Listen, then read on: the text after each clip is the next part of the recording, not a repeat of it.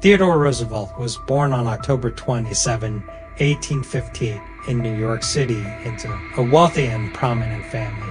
But his childhood was far from easy. Young Theodore, or TD as he was called, suffered from severe asthma, a condition that often left him gasping for breath and confined to bed.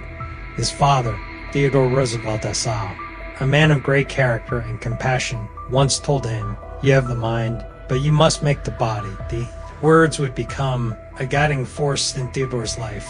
Determined to overcome his physical limitations, Theodore embraced a rigorous exercise regimen. He lifted weights, practiced boxing, and spent hours hiking and exploring the outdoors.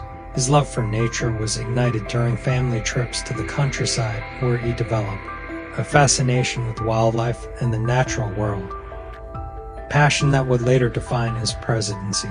Despite his health challenges, Theodore was an avid reader and curious learner, devoured books on history, science, and literature, cultivating sharp intellect that would serve him well in the years to come. In 1898, the United States found itself on the brink of war with Spain. Theodore Roosevelt, then Assistant Secretary of the Navy, resigned his post to join the fight.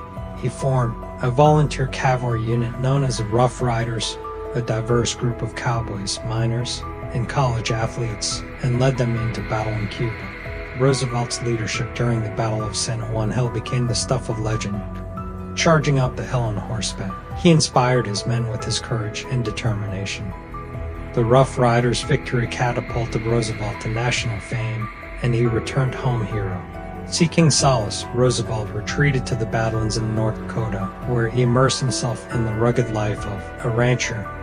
The vast, untamed wilderness became his sanctuary, and the challenges of frontier life hardened his resolve.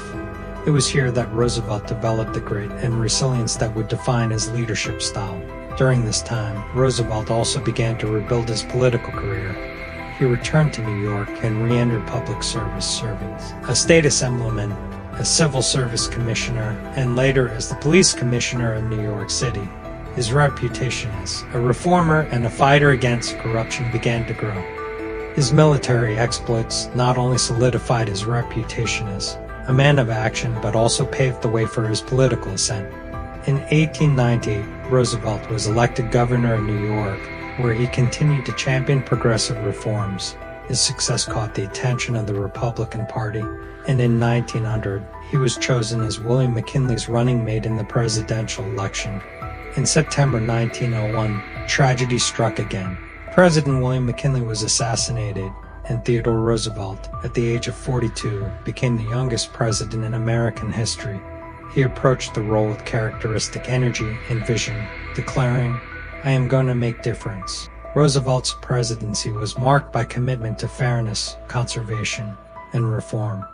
He believed in a square deal for all Americans, advocating for policies that balanced the interests of labor, business, and the public. He took on powerful corporations, breaking up monopolies and regulating unfair business practices. His efforts earned him the nickname the Trust Buster. But perhaps Roosevelt's most enduring legacy was his dedication to conservation. Passionate naturalist, he established national parks, forests, and monuments, preserving millions of acres of wilderness for future generations. He once said, "The nation behaves well if it treats the natural resources as assets which it must turn over to the next generation increased and not impaired in value." After leaving the presidency in 1909, Roosevelt remained active in public life.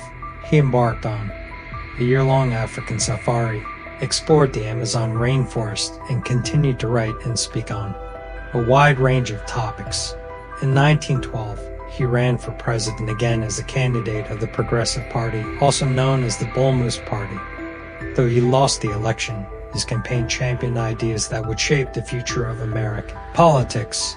Theodore Roosevelt's life came to an end on January 6, 1919, but his legacy endures. He was a man who lived by his own words, "Do what you can with what you have where you are." His relentless pursuit of progress, his love for nature, and his unwavering belief in the potential of the American people continue to inspire generations.